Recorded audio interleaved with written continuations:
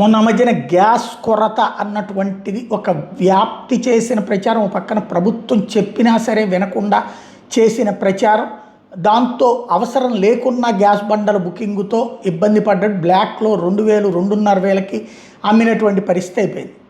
అప్పుడే కొంత తెలంగాణలో పెట్రోల్ బంకుల దగ్గర కొరత అన్నటువంటి సృష్టించారు. నిన్న మొన్న కొన్ని ఏరియాల్లో డీజిల్కి సంబంధించి ఏదో కొరత, అంటే వాస్తవంగా ఏంటంటే కొరత కంటే కూడా క్యాన్లలో వాటిట్లో పోయొద్దని చెప్పారనమాట.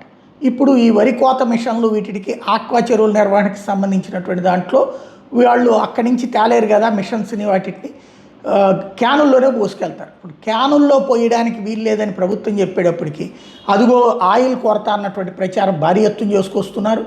దాని ద్వారా ఇప్పుడు తాజాగా ఆంధ్రప్రదేశ్లోని వివిధ ప్రదేశాలలో, అటు రాజమండ్రి, పశ్చిమ గోదావరి జిల్లా ఇట్లాంటి చోట్లన ఇంకే ఉంది ఆయిల్ లేదన్నటువంటి ప్రచారంతో జనాలు వాహనాలు క్యూలు కట్టుతున్నటువంటి పరిస్థితి.